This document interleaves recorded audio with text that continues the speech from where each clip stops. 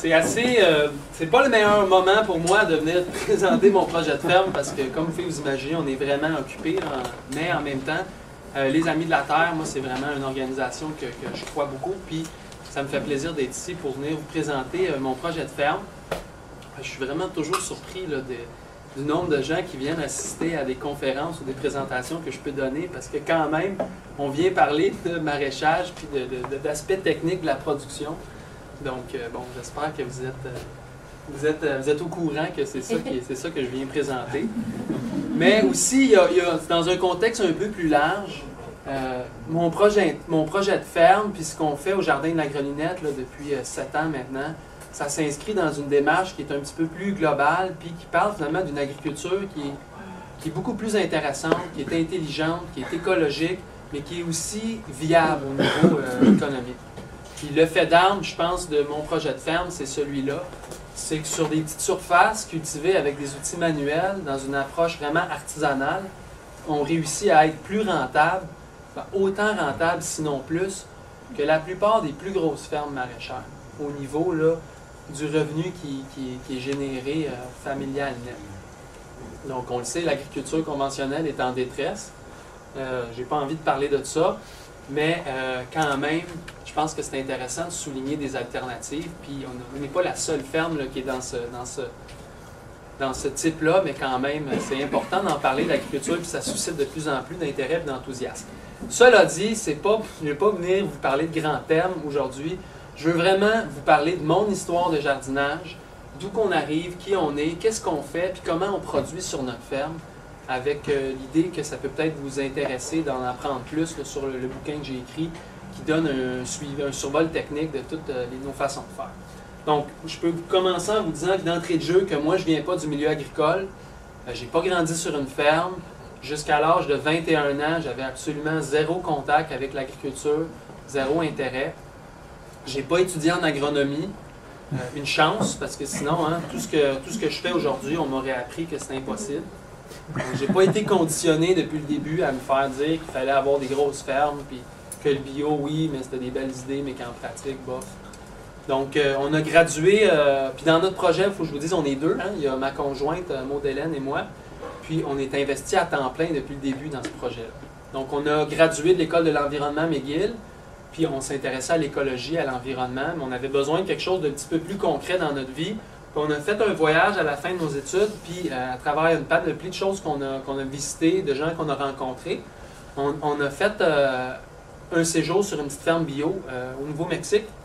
Puis j'en parle parce que pour moi, ça a été vraiment le fait marquant de mon cheminement. Ça a été finalement la rencontre d'un fermier qui travaillait sur une micro-ferme puis qui venait de la Gaspésie.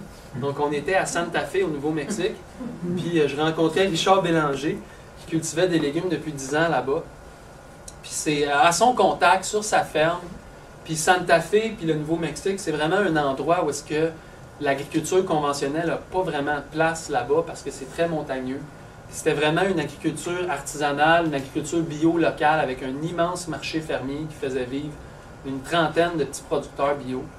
Puis lui, il faisait partie des gens là-bas, puis c'était vraiment un héros. C'était un des meilleurs producteurs. Puis c'est avec lui qu'on a vraiment découvert cet univers-là, puis qu'on a commencé à mettre les mains dans la terre, puis à pratiquer le métier. Puis bon, hein, vu qu'il venait de la Gaspésie, il était gentil. Puis, on était deux Québécois, fait qu'on connectait. Puis vraiment, avec lui, c'était un univers qui s'ouvrait à nous. D'aller vendre des légumes, de passer la journée dehors au champ. Puis aussi, au marché de Santa Fe, il faut le dire, là, les gens étaient prêts à payer le prix. Puis aussi, ils disaient merci. C'était vraiment... Il y avait un réel support pour la petite agriculture locale. Puis nous, quand on vendait ces légumes, bien, les gens nous remerciaient pour notre travail. Puis une anecdote que je raconte souvent, il y a des choses que vous avez déjà entendues si vous avez écouté la semaine verte, mais moi je vendais les légumes à la caisse, puis c'est moi qui ramassais l'argent, puis là je voyais que, tu sais, Richard, il faisait des marchés de 3-4 000 $ par samedi matin. Puis je me disais, ouais, tu sais, en plus c'est intéressant, c'est dans un contexte là, que nous autres on était en recherche d'écologie sociale, bien, c'était très appliqué, puis bien, il gagnait quand même bien sa vie, puis il voyageait l'hiver au Mexique. Fait que ça, on se disait, ouais, c'est un pas pire setup. Fait qu'on est revenu au Québec après 2 ans là-bas. On a fait d'autres choses. On n'a pas été avec Richard Bélanger pendant 2 ans. On a aussi travaillé sur une autre micro-ferme comme gérant de culture. Puis on est revenu au Québec avec l'idée de recréer ce qu'on avait vu là-bas. Puis on s'est installé un peu par hasard dans les cantons de l'Est. Donc c'est la région un peu dans le sud du Québec, à 1 heure de Montréal. Pourquoi les cantons de l'Est? Ben, une des grosses raisons, c'est que Maud Hélène, elle vient de la Nodière. Puis toute son enfance, sa mère, elle faisait un potager dans les mouches. Puis moi ça ne m'intéressait pas pantoute. Fait qu'on voulait une région qui était peut-être plus accueillante au niveau du climat, mais aussi au niveau des insectes. Donc on s'est installé là sur une terre louée chez des gens qui avaient une table champêtre. Donc ça s'appelait la Girondine. Il y avait un élevage de canards. Puis je me souviens, on les avait approchés de façon assez dynamique, leur dire on est des jeunes, on veut s'installer sur une terre louée, on veut un projet agricole, puis voilà, est-ce qu'on pourrait s'installer chez vous? C'était vraiment aussi simple que ça. Ces gens-là avaient dit oui, tout à fait. C'était des Français, puis c'était du monde qui était très, très à la recherche finalement de recréer l'idée d'un terroir. Donc elle venait de Bordeaux, puis dans son enfance, elle avait grandi sur des vignobles, puis le bien manger faisait partie de son esprit. Donc, on a commencé là à faire vraiment un potager puis à démarrer notre propre marché fermier à Donham, le village voisin. On a rencontré d'autres producteurs puis on s'est vraiment investi pour commencer un petit marché. Ça, c'est nos premières tables. C'était pas grand-chose. Ça, c'était une photo de la ferme où on s'était installé chez les Bardot. Déjà, là, on faisait des apprentissages importants parce que c'était un coteau franc-nord dans une argile vraiment lourde.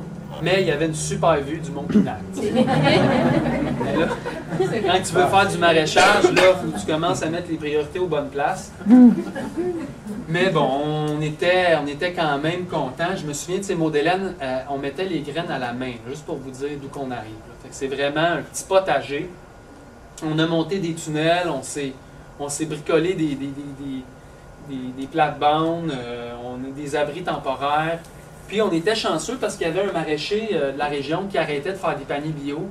Puis on avait récupéré 30 de ses clients la première année. Donc on avait commencé avec un petit marché fermier, puis 30 clients.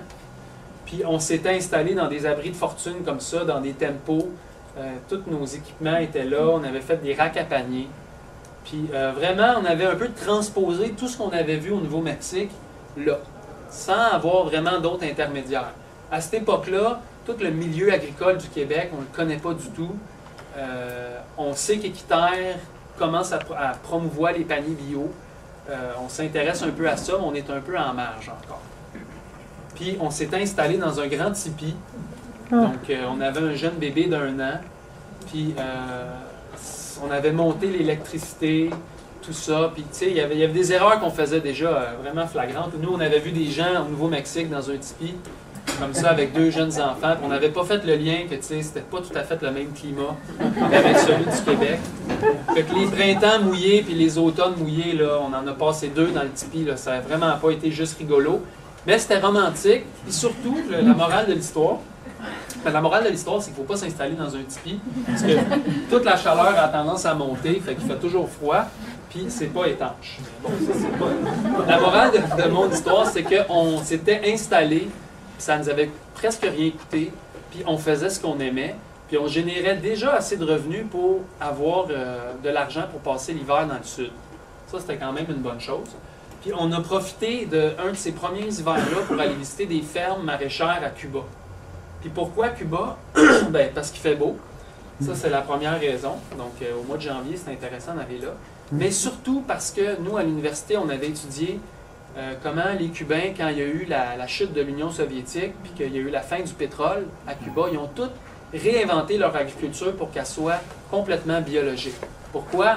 Parce que les tracteurs, ça prend du fuel, mais aussi les engrais chimiques, les pesticides, les herbicides, c'est tout issu de la pétrochimie. Donc, eux, ils n'avaient plus accès à du pétrole.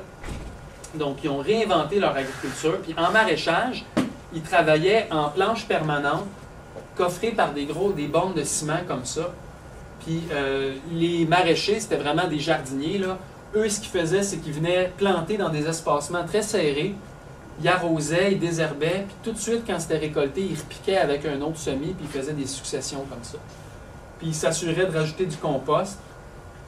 Ils travaillaient juste avec des outils manuels, puis des jardins comme ça, là, ça faisait plusieurs arbres, plusieurs hectares. Comme ça, c'était en périphérie des villes. il y en avait même dans les villes, il y en avait en campagne. Puis pour nous, ça nous a marqué, là, quand je regarde en arrière dans mon cheminement, ça a été important pour nous parce que c'était la première fois qu'on voyait en œuvre un modèle de maraîchage sans tracteur, qui était quand même sur un déploiement le plus gros que juste un potager. Dans un autre hiver, on a fait un voyage dans le sud de la France, principalement parce qu'on s'intéressait à faire des verdures d'hiver.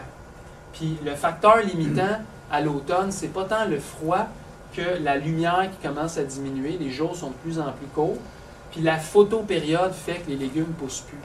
Puis quand on regarde sur les parallèles là, entre l'Europe et ici, bien, Montréal ou dans le coin, on est presque dans le sud de la France. Donc, ils ont la même lumière que chez nous. Donc, nous, on voulait aller voir là-bas, sous tunnel, dans un climat plus chaud, que la même photopériode, qu'est-ce qui pousse aux mêmes dates. Ça nous donnait une idée, nous, que si on mettait des tunnels puis d'autres genres d'abris, qu'est-ce qu'on serait capable de faire pousser. Puis dans ce voyage-là, on est rentré en contact avec plein d'initiatives au niveau du bio, mais c'était toujours des grosses fermes. C'était toujours des hectares et des hectares avec plusieurs tunnels. Puis finalement, nous autres, on avait déjà dans l'idée qu'on voulait faire quelque chose qui était intensif, qui était ce que nous, on appelait bio-intensif. Puis quand on parlait de ça aux Français qu'on rencontrait, ils nous amenaient voir des productions comme ça. Fait que là, on regardait ça, on disait, ouais, c'est très intensif, en effet. Mais c'était pas tout à fait ça qu'on avait en tête. Ça, c'est une serre vitrée, là, ça doit coûter $1 demi-million. Puis c'est vraiment de la production plus industrielle. Donc, c'est que ce voyage-là est important aussi pour nous se rendre compte finalement de ce qu'on ne voulait pas faire. On avait été mis en contact avec plusieurs outils, des équipements intéressants en maraîchage au niveau technique, dans le conventionnel. Ils sont très, très avancés en Europe. Dans le bio, là, j'ai la misère à le dire, si oui ou non. Mais en tout cas, il y a plein d'équipements qu'aujourd'hui qu'on utilise, que c'est vraiment quand on est allé là qu'on a été mis en contact. Dans mon histoire, on avance un peu, c'est que les Bardot ont mis la ferme en vente. Ils étaient proches de la retraite. Ça a vraiment précipité notre départ de la ferme. T'sais, là, on était installés là dans le tipi avec le bébé, le chien, le chat, la corde à linge, les piles, les agriculteurs, on ramasse toujours du stock, là, les piles de bois, les piles de... Vraiment, là, on était installés là. Puis là, on se disait bien que les nouveaux propriétaires ne seraient peut-être pas intéressés de nous avoir. Puis on n'était pas sur l'offre d'achat. Fait que ça a précipité notre départ. Puis c'est vraiment à ce moment-là qu'on faisait le pari que nous, ce qu'on voulait faire, c'était continuer en maraîchage. Donc on s'était dit qu'on voulait faire ça comme métier, tant Maud-Hélène que moi, qu'on voulait générer des revenus qui seraient suffisants pour s'acheter une ferme, pour construire notre maison. Puis on fait le pari que c'est peut-être en continuant à travailler avec des outils manuels, puis en dépensant beaucoup moins finalement pour les infrastructures, les gros équipements lourds, qu'on y arriverait. Donc là, on trouve ce site-là, qui est 4 hectares, donc 10 acres, 3 quarts en forêt. Il y a une prairie qui fait 1 hectare, donc 1 acre et demi, puis au milieu duquel il y a un clapier, donc c'est un bâtiment agricole où est-ce qu'il y avait un élevage de lapins. Puis on regarde ça, puis le prix est raisonnable. Puis on se dit, ouais, on pourrait construire notre maison à l'intérieur du clapier, puis on pourrait cultiver chaque mètre carré du jardin en planche permanente avec des espacements intensifs, puis on serait capable de rentabiliser ça. Donc là, tout dans notre tête, on l'imagine tout. Puis là, à cette époque-là, on commence déjà à être plus en contact avec le monde agricole du Québec. Puis dans le monde agricole du Québec, pour les jeunes qui veulent démarrer des projets, il y a ce qu'on appelle la prime à l'établissement. Donc, si vous ne savez pas c'est quoi ça, en gros, c'est 40 000 $ qu'ils donnent à des jeunes qui veulent démarrer des projets agricoles. Donc, moi, 40 000 $ qu'on me donne pour démarrer mon projet, c'est quelque chose qui me plaît. Sauf que pour y accéder, il faut que je fasse toutes les démarches de m'enregistrer, puis de commencer à comprendre qu'il faut que mon plan d'affaires soit validé par les banquiers agricoles qui vont financer mon prêt. Puis là, je rentre un peu dans l'environnement agricole du Québec. Puis là, on fait notre plan d'affaires de façon très, très sérieuse, très rigoureux, mais on leur dit qu'on va rentabiliser 1 hectare en bio-intensif. Puis qu'on va se construire une maison sur le terrain zoné vert, donc il est protégé par la commission là, qui fait le zonage agricole. Puis on veut construire notre maison sur le site. Donc pour nous, on se dit, ben ouais, on est des jeunes, on veut s'investir à temps plein, on fait déjà ça depuis 4 ans, puis on est sérieux, puis... Puis là, je vous fais une très très longue histoire courte pour vous dire que ça n'a pas passé comme une lettre à la poste. Là. Des projets comme le nôtre, il y a plusieurs personnes qui proposaient ces idées-là, puis c'était toujours refusé sous l'idée de dire que c'était pas viable économiquement. Puis juste pour sur le site, le Clapier, il y a été 2 projets de micro-ferme avaient été déjà refusés pour donner la permission de construire une maison. Donc, on a vraiment dû s'acharner auprès de notre conseillère qui, elle, après ça, on réussissait toujours un peu à la convaincre. Puis elle, elle relayait à Québec, puis là, ça frappait un mur, puis là, ça nous revenait. Puis là, on se disait, c'est quoi le mur, c'est quoi le problème? Là, on essayait de régler ça. On se disait, bon, vous n'avez pas de comparable sur c'est quoi le maraîchage en ASC. OK, on va vous trouver des chiffres. Après ça, c'est quoi le bio-intensif? OK, on va vous montrer des photos, des documents qui se font ailleurs. Puis éventuellement, on a réussi à les convaincre. Donc, là, je ne sais pas si dans la fin de l'histoire, c'est qu'il y a quelqu'un qui a eu une crampe au cerveau. Mais ils ont dit oui. Puis quand ils ont dit oui à notre projet, ça c'était en 2004-2005, bien, ça a vraiment ouvert une porte parce que là, ça l'a fait les journaux agricoles. La Terre de chez nous en parlait. C'était à l'époque, là, on parlait de faire 100 000 $ de revenus à l'hectare. Ça, dans le monde agricole, 100 000 $ à l'hectare, c'est impossible.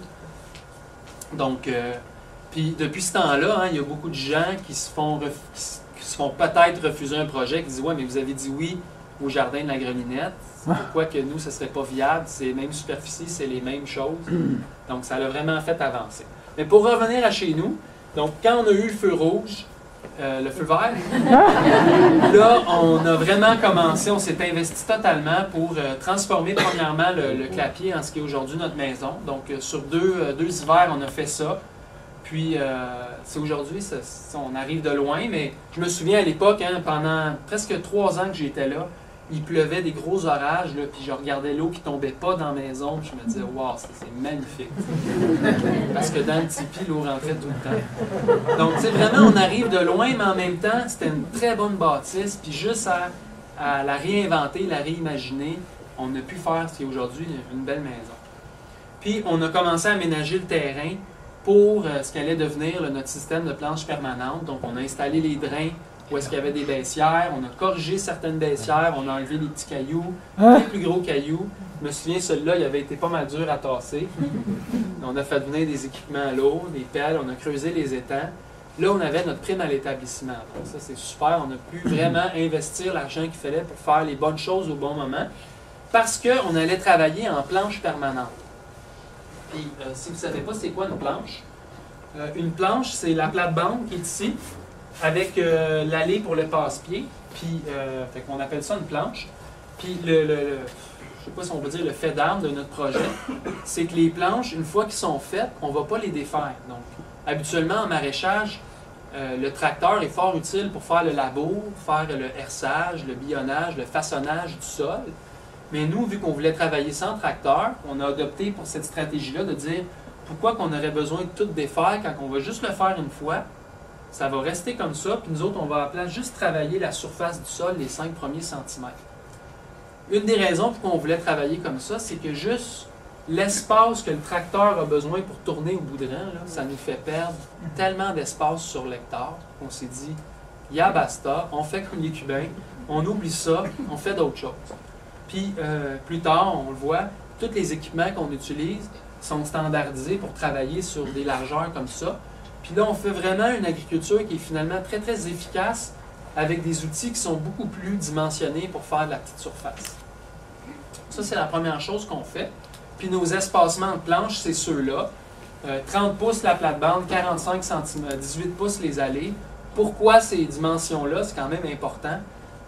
Parce que, comme je viens de le dire, la plupart de nos équipements sont standardisés à cette largeur-là. Donc, en un passage, on le fait. Mais aussi parce que quand on travaille sur la planche, quand on transplante, quand on récolte, hein, la moitié de notre travail à la ferme, c'est faire les récoltes, bien, on n'est jamais vraiment loin de notre profit. On n'est jamais comme en train de travailler sur des grosses planches là, qui sont faites pour être mécanisées avec des gros tracteurs, où est-ce que finalement, on est toujours en extension. Donc, nous autres, on a toujours apprécié cette dimension-là. Puis les allées, ben, il faut quand même se donner de la place, là, parce que sinon, ben, on a vraiment le popotin dans la culture. Donc ça, on est parti avec ça. On le voit aussi quand on fait les récoltes, on est capable d'enjamber facilement les planches. Ça fait une grosse différence. Là. Quand les planches font 100 pieds de long, il faut aller à l'autre bout pour tourner, pour aller à l'autre. C'est pas très logique.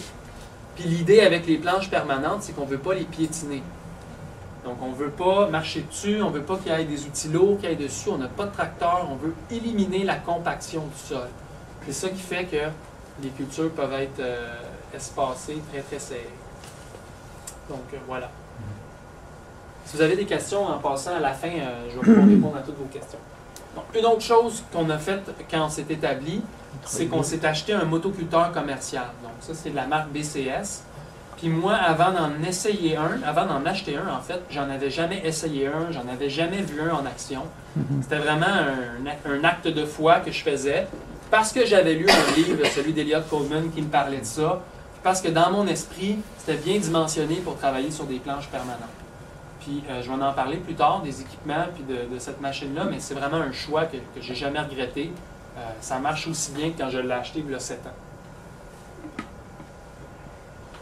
Première chose qu'on a fait aussi, c'est qu'on a rapidement monté des abris. Une serre qui est notre pépinière, qui était notre pépinière pour le printemps d'après, puis 2 tunnels qu'on avait récupérés d'une pépinière qui fermait. On avait payé 500 $ chacun, c'était vraiment rien. Parce que déjà, on savait que faire pousser des légumes sous abri, bien, déjà, on peut prolonger la saison à l'automne, on peut faire des primeurs au printemps. Puis en été, bien, toutes les solénacées, les tomates, les aubergines, les poivrons apprécient beaucoup de ne pas avoir toujours de la pluie qui tombe sur leur feuillage au niveau des maladies. Donc ça, on a fait ça très, très rapidement. Puis encore là, ça a été un bon choix. T'sais, au lieu de prendre trop notre temps là, pour s'assurer que tout est correct, là, on a monté nos systèmes le plus rapidement possible pour essayer de produire le plus rapidement possible. Puis aujourd'hui, on améliore ce qu'on a fait il y a 7 ans. Ça a été ça notre démarche. Une autre chose qu'on a faite sur notre projet, c'est qu'on a standardisé nos longueurs de planches. Donc ça peut paraître anodin, mais c'est vraiment, sans dire révolutionnaire, c'est important parce que ça nous a permis de rendre uniforme la plupart des équipements qu'on utilise, que ce soit les lignes d'irrigation, les gouttes à gouttes, les filets anti-insectes, les couvertures flottantes. Ils ont toutes la même longueur, ils ont toutes 100 pieds. Donc, tu n'es pas toujours en train de chercher pour l'équipement, tu perds beaucoup moins de temps. Puis aussi, la planche de 100 pieds est devenue une unité de mesure pour tous nos calculs de production puis nos calculs de fertilisation. Donc, au lieu de parler de traditionnel rendement à l'hectare ou rendement à l'acre, ou travailler en mètres carrés, où est-ce que tu ne sais plus, nous, on travaille en planche. Une planche de 100 pieds, on sait qu'il rentre 300 brocolis, et etc., etc. Ça a vraiment facilité notre travail qu'on fait à l'hiver. Avant de donner le premier coup de pelle sur le jardin, on a fait un plan de ferme. Puis moi, je lisais beaucoup la permaculture, je m'intéresse à ça depuis longtemps. Mes livres préférés, c'était ceux de Bill Mollison. Il y avait toujours des beaux dessins comme ça. Puis en permaculture, ce que ça nous apprend? Ça nous apprend à comprendre des systèmes de production avec tous les éléments qui les englobent pour essayer de faire des connexions les plus logiques possibles, pour être efficace, pour être en synergie. Donc, nous autres, sur notre ferme, on a subdivisé notre hectare, par exemple, en 10 blocs. Chaque bloc fait 16 planches de 100 pieds, donc ils sont uniformes. Puis, ça nous permet de mieux gérer notre espace, de la subdiviser en plus petites parcelles. Ça nous permet de mieux comprendre tout ça. Puis, le fait que les 10 parcelles sont équidistantes dans une forme de cercle de l'entrepôt, ça fait que quand on récolte nos légumes ou quand on va au champ, on n'est jamais vraiment loin de l'entrepôt. Puis finalement, ramener des légumes du jardin jusqu'à l'entrepôt pour les laver, les conditionner, là, ça aussi, c'est le gros de notre travail. Fait qu'on a un design de ferme qui nous limite au maximum toute la perte de temps due au trafic et à la circulation. Ça peut paraître anodin, là, mais tu sais, dans une journée de travail, quelqu'un qui oublie un bac de récolte, qui oublie ses élastiques, son couteau, qui a envie de pipi, ça arrive à tous les jours ou presque. S'il faut prendre 25 minutes pour aller à l'autre bout, puis revenir, ça fait une demi-heure perdue.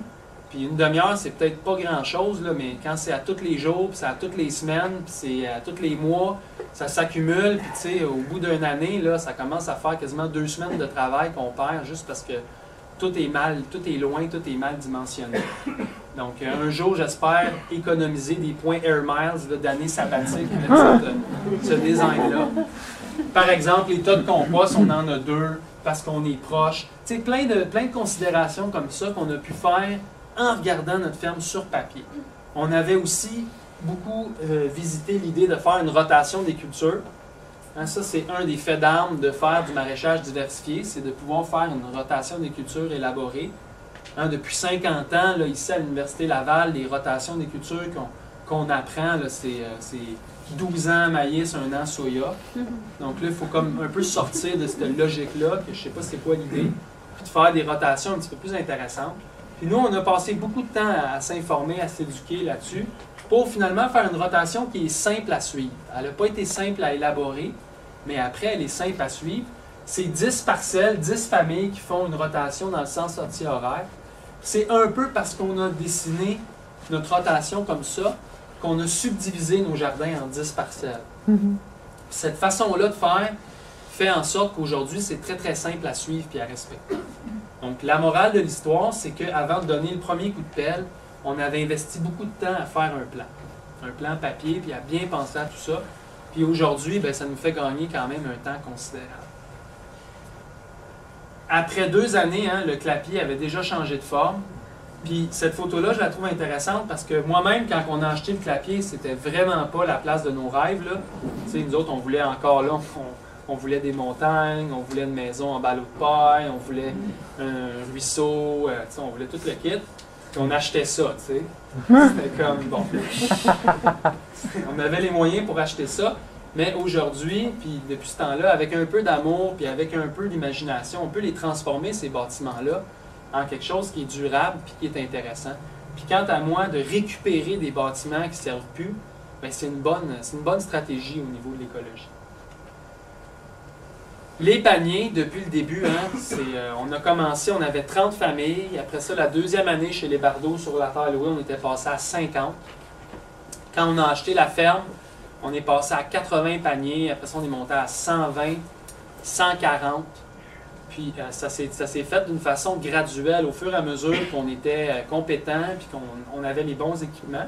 Mais c'est vraiment grâce au support de toutes ces familles-là qui nous achètent des légumes depuis le début qu'on a pu penser démarrer un projet agricole. Puis en tout cas, je ne peux pas le dire assez souvent comment l'ASC a permis à ma ferme puis à plein d'autres fermes que je connais de vraiment d'arriver à en vivre. Fait que, si vous avez des paniers bio, sachez que ce que vous faites, ça a une portée vraiment importante. Si vous pensez à faire de la production un jour, bien l'ASC, c'est un bon créneau. La mise en marché direct, que ce soit l'ASC ou une autre forme, c'est intéressant. Donc, dans mon histoire de jardinage, il y a aussi cette anecdote-là que j'aime bien raconter. En 2008, la financière agricole du Québec, okay, ça c'est les banquiers, c'est les mêmes qu'au début, j'ai dû faire un bras de fer intéressant avec eux autres. Ils organisent un concours où est-ce qu'ils soulignent l'excellence en relève agricole. C'est quoi l'excellence? Hein?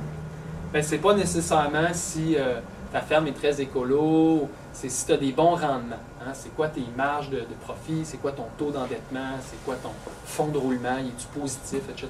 Toute une grille. Puis moi, un peu pour leur faire un pied de nez, parce que oui, j'avais une petite crotte sur le cœur, en effet, de mon passage là-bas, j'ai soumis les états financiers de ma ferme. Puis de façon assez surprenante, on a été retenus comme lauréat du concours. Donc les banquiers voyaient bien qu'on n'avait pas un gros chiffre d'affaires, mais qu'en même temps, tous les indicateurs économiques étaient genre 5 fois plus hauts que toutes les autres fermes qu'ils connaissaient. Nos marges, notre taux d'endettement était presque nul. Notre ferme était rentable à la première année. Donc, ça les a un peu surpris. Puis là, du jour au lendemain, ben, on est passé un peu de hurlu-berlu, hein, reconnu par le milieu. Puis aujourd'hui, ben, avec la publication du livre, je pense que le point est fait que la petite agriculture et des techniques différentes, ça peut aider des fermes en démarrage. C'est une bonne stratégie. Donc, je suis devenu poster boy pour le concours cette année-là. Moi, ça m'a bien fait rigoler.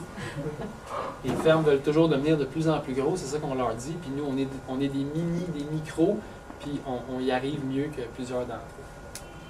Donc, pour vous parler de chiffres un peu, là, pour vous mettre dans un contexte, on cultive 0,8 hectares, donc 1 arbre et demi en bio-intensif, puis je les mets toujours en guillemets, ça, parce que c'est pas une marque de commerce, c'est pas un dogme, c'est finalement plein de stratégies, plein d'idées qu'on a glanées à gauche et à droite, qu'on a mis dans un système, lui, qui est performant. Je vais en parler un petit peu plus tard. Notre ASC, c'est 140 familles sur 21 semaines de production, puis on fait 2 marchés fermiers. Pour vous donner une idée, la plupart des fermes qui font de l'ASC, ils font l'équivalent de 200 familles et plus sur 5 à 10 hectares. Donc, la raison pour laquelle nous, on fait sur 0.8, c'est vraiment à cause des techniques qu'on utilise qui sont différentes. Puis, en grande partie parce qu'on n'a pas le tracteur. La vente de légumes en 2011, 130 000 $. Donc, c'est quand même intéressant que sur 1 hectare, avec 2-3 emplois générés, on produit autant. Voilà, c'est pas le plus gros chiffre d'affaires du monde, mais quand même, ce qu'on voit ici, vous ne le voyez peut-être pas en arrière, là, mais le chiffre magique dans notre production à nous, c'est que c'est 45 % de marge nette sur le chiffre d'affaires. Ça, ce que ça veut dire, c'est qu'une fois qu'on a tout payé, l'employé, tous les coûts de production, ce qui reste à la ferme, à Maud Hélène puis moi, finalement, notre salaire, c'est presque la moitié de notre revenu brut. Donc, en agriculture, là, les fermes qui font 5 à 10 % là, sont dans l'échelon supérieur, parce qu'ils sont pas mal tous dans le rouge. Donc, quand que les banquiers ont vu ça, 45 % notre première année d'établissement, c'était peut-être 40 %, ça les avait vraiment marqués. Puis j'explique aujourd'hui ce chiffre-là en grande partie parce que on fait de la vente directe. Ça, c'est une évidence. Hein, on n'a pas d'intermédiaires qui prennent une cote sur notre production. Mais aussi parce qu'on est principalement, moi et Maud Hélène. Donc, les coûts d'exploitation sur la plupart des fermes qui font de l'ASC, c'est la main-d'œuvre, avec toutes les charges sociales que ça implique. Donc, vu qu'on a limité notre besoin en main-d'œuvre, nous, le revenu il reste plus ou moins à moi et Maud Hélène. On engage quand même une personne à temps plein là, de mars à décembre, puis une autre personne à temps partiel qui est des saisons remplacées par des stagiaires qui viennent. Puis, une autre affaire qui est super intéressante à raconter, c'est qu'on utilise très peu de carburant fossile. Donc, dans mon année de production, là, ça c'était 2011, on avait 3200 en diesel. On va quand même 3 fois à Montréal aller-retour. Donc, ça fait c'est 100 km aller-retour. Mais le camion fonctionne à l'huile végétale récupérée, donc le coût de diesel n'est pas si grand. Le propane, c'est pour chauffer les serres, mais c'est où c'est intéressant, c'est 260 $ d'essence. Ça, c'est pour tous les travaux de sol à la ferme. Donc, c'est 260 $, ça me coûte plus cher juste à m'acheter des livres par année que ce que ça me coûte pour runner ma machinerie pour faire mes travaux de sol. Donc, c'est presque rien. Donc, c'est vraiment la démonstration, si on veut, que sur des petites surfaces, on peut générer quand même un bon revenu, engager de la main-d'œuvre, puis finalement, dans un modèle qui n'est pas nécessairement énergivore. En fait, il l'est pratiquement pas. Donc, pour parler de la bio-intensive un peu, on voit bien une des différences avec le maraîchage plus normal, plus traditionnel. Je vous ai dit qu'on avait, nous, éliminé le besoin du tracteur pour ce qui était toute préparation des sols. On travaille en planche permanente, le sol est déjà préparé, pas besoin du tracteur. Mais le tracteur, il est souvent vanté parce qu'on veut sarcler les cultures. Puis si on sarcle les cultures, on va utiliser des outils. Puis l'espacement entre les cultures va être déterminé par l'équipement. Donc, la patte d'oie, le budding cage, etc. Donc, nous autres, on a aussi éliminé le tracteur pour le désherbage. On utilise des binettes. Donc, quand est venu le temps de déterminer les espacements de culture, pour nous, on n'avait plus cette contrainte-là. Puis là, c'est devenu comment le plus serré qu'on peut les mettre pour pas qu'ils se gênent au niveau racinaire puis avoir de la belle qualité. Puis, nous, on a fait quand même pas mal de recherches sur ces questions-là. Puis, on en est venu à la conclusion que l'optimal, c'était qu'à 3/4 de la croissance, la plupart des légumes, leur feuillage venait qu'à se toucher. Donc, quand ils arrivent à pleine maturité, les cultures couvrent toute la planche. Qu'est-ce qui arrive dans ce temps-là? Il y a beaucoup moins de pression de mauvaises herbes parce que les mauvaises herbes n'ont plus de lumière, ils n'ont plus de place où croître. Donc, on limite beaucoup notre désherbage. En plus, qu'on produit jusqu'à 5 fois plus de production, là, si on compare les deux systèmes, par pied carré. Donc, quand on s'intéressait à ces idées-là, nous, au début, c'était souvent dans des livres de jardinage. Donc, Grow Intensive, High Yield Gardening, etc. C'était souvent des livres américains.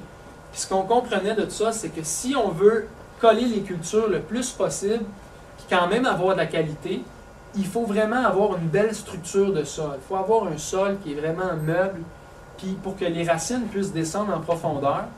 Puis en maraîchage, puis même dans les potagers, c'est souvent le cas, vu qu'on travaille le sol avec les outils tout le temps, avec le rotoculteur, etc., il y a toujours comme une espèce de couche qui se forme ici, là, de compaction, parce que le sol il est toujours un petit peu plus dur. Puis là, les racines, là, ils ont tendance à vouloir faire ça. Donc là, les légumes se compétitionnent entre eux. Donc nous, ce qu'on voulait, c'est un sol vraiment meuble. Puis c'est ça l'idée de la planche permanente, c'est que vu qu'on ne bouleverse pas toujours le sol pour le recréer, il peut vraiment se créer, il peut vraiment se former un habitat, puis une structure de sol qu'on peut amender à chaque année, toujours sur la planche. Puis le fait qu'on la piétine jamais, bien, ça limite beaucoup la compaction. Donc, on regardait ces idées-là, on trouvait ça intéressant. Aujourd'hui, avec le recul, je me rends compte que c'était des méchantes bonnes idées, ça marche, tu sais, nous, on fait ça depuis 7 ans. Mais j'avais sous-estimé l'importance des vers de terre aussi. Parce que eux, là, finalement, dans l'ensemble de la saison, ils passent leur journée à descendre puis à monter comme ça, puis à créer la structure de sol. Puis en plus que eux autres, ils mangent la matière organique puis ils digèrent de l'humus. Donc, ils sont en train de créer un sol riche et vivant. Ce que les vers de terre n'aiment pas, c'est d'avoir leur sol toujours bouleversé. Donc, on est rentré dans une idée de le bouleverser le moins possible. Mais aussi que eux, d'avoir un sol qui n'est pas toujours exposé au soleil, comme on voit ici sur la photo. Là. Un sol à nu, là, les vers de terre, ça ne les fait pas triper bien. Mais un sol qui est couvert comme ça, où est-ce que c'est noir, où est-ce qu'il y a plus d'humidité, où est-ce que c'est un petit peu moins chaud, ça leur convient parfaitement. Fait que c'est juste aujourd'hui que je commence à comprendre finalement que parce qu'on travaille comme ça, bien, on bénéficie beaucoup de l'action des vers de terre. Ça vaut vraiment la peine. Donc, photo de nos jardins. On voit que quand les cultures sont établies, puis avant, parce que ça, c'est des brocolis, ils ne sont pas tout prêts, bien, il n'y a plus beaucoup de place pour le désherbage. Ça fait vraiment beaucoup de sens. La plante, finalement, devient couvre-sol. Donc, on va faire des rangs sur la planche. On va passer des binettes 1 ou 2 fois en début de culture, puis après ça, le feuillage va occuper tout l'espace, puis il n'y aura plus de place pour les mauvaises herbes. Donc, on désherbe pareil. Je ne suis pas en train de vous raconter qu'on a une ferme miracle parce qu'on ne désherbe plus, mais on limite peut-être la moitié de notre tâche de désherbage juste parce qu'on a adopté cette stratégie-là. Puis en tout cas, s'il y en a parmi vous qui ont déjà fait du maraîchage, là, vous savez que le désherbage, c'est quand même une grosse tâche à la ferme. Il y a plusieurs fermiers de famille qui n'arrivent pas à faire les désherbages, même avec des tracteurs. Parce que des fois, c'est juste too much. Photo de nos jardins. Puis l'idée, ça a toujours été de voir comment est-ce qu'on peut optimiser, intensifier, produire le plus de légumes sur l'espace. Ça nous a vraiment poussé à chercher des stratégies, des nouvelles idées. Ça, c'est une production de mesclun. C'est très, très serré, très intensif. On voit les haricots aussi. Il n'y a quasiment pas de place pour circuler. On voit Maud Hélène qui rigole. Là. Je ne sais pas pourquoi, parce que récolter des haricots, c'est vraiment long. L'autre chose qu'on fait sur notre ferme, c'est que pour gérer les insectes nuisibles, puis il y en a de plus en plus, encore là, c'est pas une ferme magique chez nous, là. Des problèmes, il y en a. Je pense que c'est juste comment on approche pour les régler, les problèmes, surtout en prévention. Pour les insectes, la meilleure stratégie que je connais, moi, c'est les filets anti-insectes. Ça règle le problème, c'est mécanique. Puis, il y a beaucoup de maraîchers qui ne sont pas si excités par les filets parce que, premièrement, ça coûte cher. Puis deuxièmement, parce que quand tu les installes, il faut que tu mettes des arceaux. Donc là, quand tu veux passer avec ton tracteur pour faire un désherbage, il faut non seulement que tu enlèves la bâche, mais il faut que tu enlèves les arceaux. Donc ça fait beaucoup de main-d'œuvre. Nous autres, on désherbe avec des binettes, donc on n'a pas ce problème-là. C'est un avantage, si vous voulez, qu'on a sur... Je ne vais pas comparer les deux systèmes, là, mais c'est pour vous donner une idée. Aussi, au printemps, on utilise aussi beaucoup les couvertures flottantes. Je ne sais pas si vous connaissez ça, là, ça a différents noms. Bâche thermique, voile thermique. Ça, c'est vraiment révolutionnaire parce que ce que ça fait, c'est que ça laisse passer le soleil, ça laisse passer l'eau, mais ça l'emmagasine la chaleur, ça ne laisse pas passer le vent, donc ni les insectes. Donc au printemps, on va abrier l'ensemble de notre production, plus ou moins, pour comme là, je fais des semis en ce moment, là. Je fais des transplants de betteraves, je fais des semis de carottes. On les met sous abri. C'est comme l'idée, c'est d'amener une serre au jardin. Et donc, on s'en sert beaucoup. Et si vous me suivez dans ma logique, parce que je suis en train finalement de faire la démonstration que quand on veut démarrer un projet, il y a plusieurs avantages de ne pas prendre le tracteur. Donc, une façon simple de le voir, c'est que si je couvre beaucoup de mes jardins avec une couverture flottante comme ça, si moi, mes espacements sont très très serrés, puis j'ai 5 fois plus de production par pied carré, ça veut dire que quand je couvre une bâche, là, ben, je couvre 5 fois plus avec la même bâche, ou dites-le autrement, je vais 5 fois plus vite, ou ça me coûte 5 fois moins cher pour la même couverture flottante. Facteur de 5, là, dans bien des opérations qu'on fait, ben, ça fait une grosse différence. Donc, ça, c'est un exemple de ça. Puis les filets, ben, comme je vous dis, on en utilise beaucoup. Donc, pour nous, c'est une bonne façon d'opérer. Pour les insectes, j'en parle pas beaucoup ce soir, c'est dans le manuel si ça vous intéresse.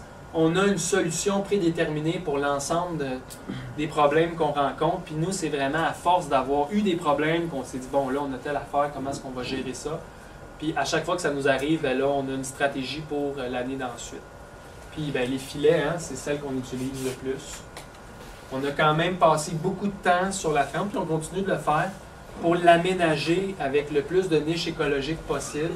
Donc on a un marais filtrant, on a beaucoup d'arbres, d'arbustes avec, pour les insectes, pour les oiseaux insectivores, des nichoirs, etc. Sauf qu'en même temps, c'est vraiment pas assez. Nous, on est dans une logique de production, on est entouré dans un maïs de désert. C'est peut-être un oasis pour certains oiseaux, là, mais il faudrait qu'on soit beaucoup à faire l'effort de guerre là, pour que, quant à moi, ça fasse une plus grande différence. L'arrosage, c'est une autre chose. Sur notre ferme, on utilise beaucoup par aspersion parce que le goutte à goutte n'est pas très pratique quand on ne sait pas si on va avoir besoin d'arroser ou pas.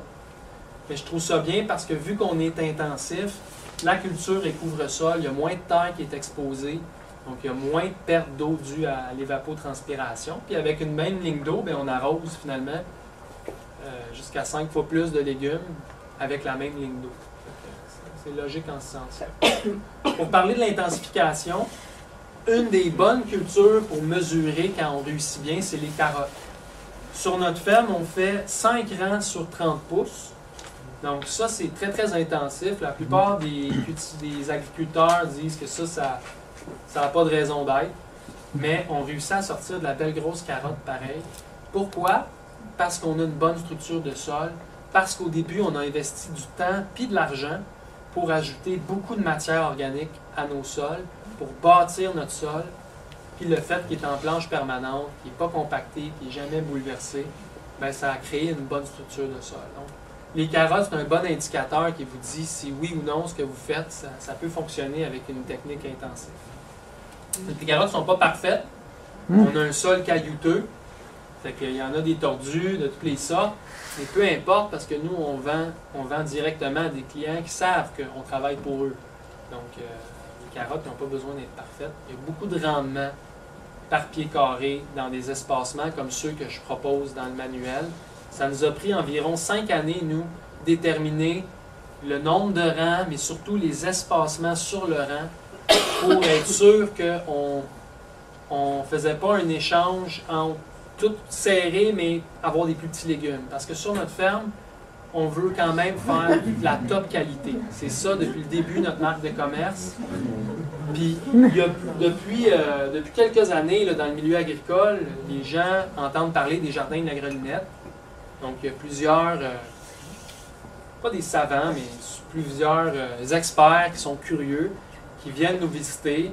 Puis là, il y a toujours deux constats là, qui les frappent. C'est toujours la même chose, tous ceux qui sont passés.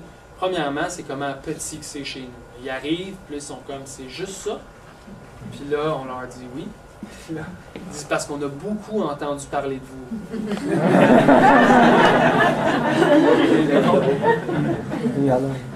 Puis l'autre chose, c'est qu'ils viennent voir, puis c'est de la qualité. Là. Les légumes sont beaux, sont gros, sont en santé. Puis nos clients aussi, ils le remarquent. Donc, on fait pas. L'idée, c'est pas de. Ah non, non, l'idée, c'est pas de tout coller, tout serrer, puis après ça, faire des légumes moins beaux. C'est faire les deux, puis c'est possible. Nous autres, c'est avec un souci au travail de sol. Finalement, un peu tout ce que j'ai décrit dans la fertilité, puis dans l'attention qu'on donne au travail de sol, puis aussi avec le système qu'on imagine au début qu'on peut y arriver.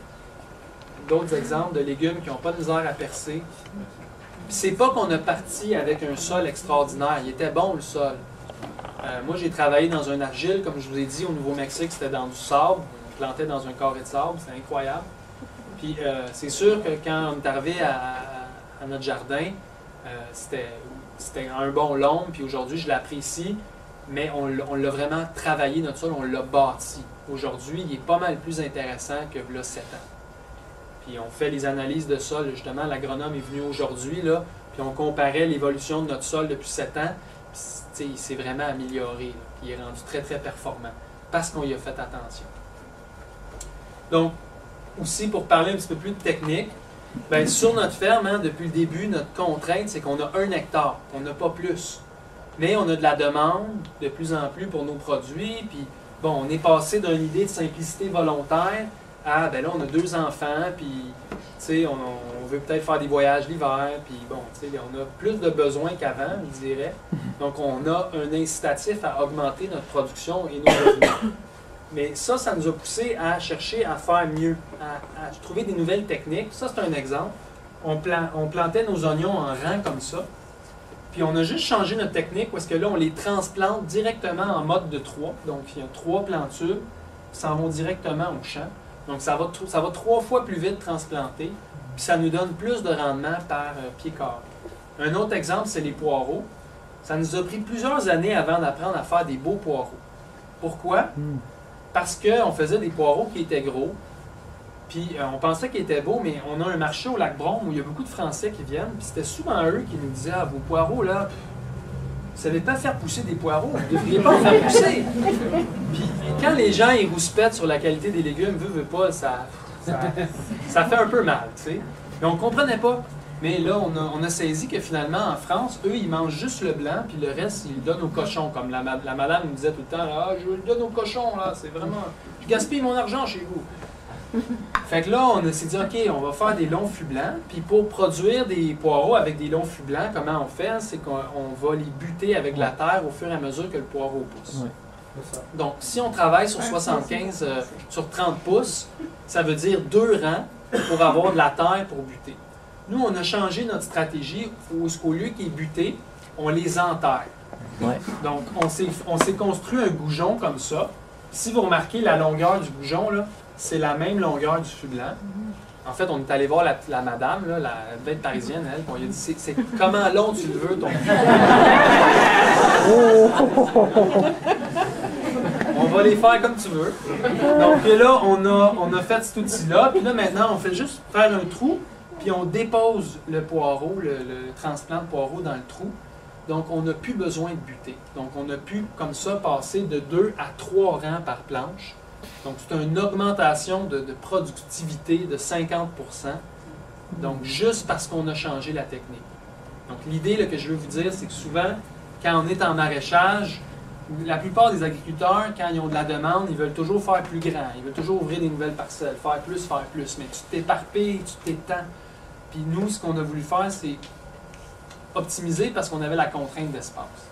Puis plus on optimise, plus on est proche de ce qu'on fait, plus ça nous rend efficace dans la plupart des tâches. Donc, s'il y a des jardiniers dans la salle, pour réussir la technique, ce qu'il faut, c'est produire des transplants qui sont assez hauts.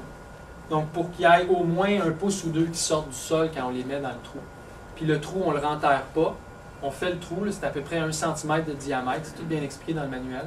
Puis on laisse l'eau s'infiltrer et éventuellement boucher le trou.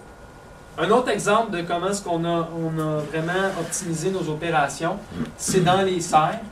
Donc, je vous avais dit qu'on avait 2 tunnels au début. On les a remplacés par une grosse serre qui a un plus gros volume d'air, donc qui est beaucoup plus efficace à chauffer. Puis on faisait déjà des tomates en tunnel parce qu'on savait que c'était bon. Mais on a investi du temps encore, puis de l'argent, pour apprendre les bonnes techniques de production de tomates de serre. On a engagé un agronome qui est venu vraiment nous former à comment optimiser cette culture-là. Puis avec lui, on a appris à greffer les plants. Donc le greffage, hein, c'est prendre un système racinaire d'un cultivar qui est résistant à plusieurs maladies, puis à le fusionner avec une tête de plant qui donne un fruit qui est intéressant. Donc c'est une technique totalement biologique, très intéressante, très simple. Puis on a appris à effeuiller, à drageonner, à tailler, à bien mesurer la production, comme on fait, comme le feraient des professionnels, je le dirais. Puis on a augmenté notre production d'à peu près 20 fois sur le même espace qu'on faisait, juste en changeant notre façon de faire. Puis aujourd'hui, de la tomate, là, on en sort beaucoup. On sort environ 1000 livres par semaine qu'on vend à 3 $ la livre. Les gens payent pour une belle tomate qui est mûrie sur le plant, qui goûte bon, c'est des cultivars intéressants. Donc voilà, un autre exemple de juste juste adopter finalement une meilleure façon de produire, ça peut porter des fruits. Concombre, un autre exemple, on a appris avec l'agronome, puis avec différentes ressources, à mieux travailler la culture, puis aujourd'hui, on réussit à faire une belle production de concombre. L'autre chose qu'on a faite sur notre ferme, qui est importante à souligner, c'est qu'on a intensifié, on a inventé ou on redécouvert des vieux espacements de culture qui sont plus intensifs, mais aussi on transplante beaucoup. Tout ce qu'on peut faire en transplant, on le fait. Pourquoi? Parce qu'on veut pouvoir partir la production à l'intérieur de la pépinière pour perdre moins de temps au champ avec l'espace d'occupation. Ce que je veux dire par là, c'est que, par exemple, on a une planche qui est en radis, puis là, on le sait qu'on va récolter toutes les radis sur la planche. On veut tout de suite remplacer les radis par une autre culture, faire des successions. Mettons qu'on dit que ça va être des épinards. Bien, il y a une différence entre mettre des graines d'épinards après les radis, puis d'avoir mis des épinards 4 semaines avant dans la pépinière, puis là on les transplante, bien, ils ont eu 4 semaines d'avance dans la pépinière, donc ils n'ont pas occupé l'espace au champ. Puis vu qu'on veut faire le plus de succession possible dans une saison, bien, tous les légumes qu'on peut partir comme ça, on va le faire, puis on va tout mesurer ça dans un calendrier qui nous dit à chaque parcelle ou chaque planche du jardin, c'est quoi qui va être semé, quand est-ce que la culture va être libérée, puis par quoi elle va être remplacée, puis quand il faut partir le semis pour venir le synchroniser en bonne succession. Donc, tout un ouvrage qu'on fait à l'hiver, puis après ça, on place ça dans un calendrier culturel qui vient nous dire finalement à chaque semaine quoi faire. Donc, on n'a jamais de questions à se poser. On a passé beaucoup de temps à l'hiver, puis à l'été, bien, on exécute le plan. Donc, dans le manuel, là, il y a une belle citation qui m'avait vraiment apparu convaincante avec cette idée-là, c'est de dire, si j'avais 6 heures pour abattre un arbre, j'en prendrais 4 pour aiguiser ma hache. C'est un peu ça. On passe beaucoup de temps l'hiver à faire tout notre planning en détail, puis rendu à l'été, quand on est dans le feu de l'action, puis on est vraiment occupé avec les marchés, avec la production, tout ça, bien, on a une marche à suivre qui est cohérente. Donc, dans le manuel, vous avez beaucoup de tableaux comme ça qui peuvent vous aider à bien calculer ça. C'est pas très compliqué, c'est une méthode, ça s'apprend. Puis ben, avec des outils comme ceux-là, des références, ben, ça peut vous donner un bon coup de main. Donc, en introduction, je vous disais qu'on produisait pour 130 000 $ de légumes, puis essentiellement, c'est avec ces outils-là. Donc, tu sais, c'est quand même assez rudimentaire. J'ai peut-être quelques binettes de plus, là, puis etc., mais c'est essentiellement ça. Donc, quand on s'est équipé, nous, pour démarrer notre projet, ça nous avait coûté grosso modo 36 000 $ en équipement.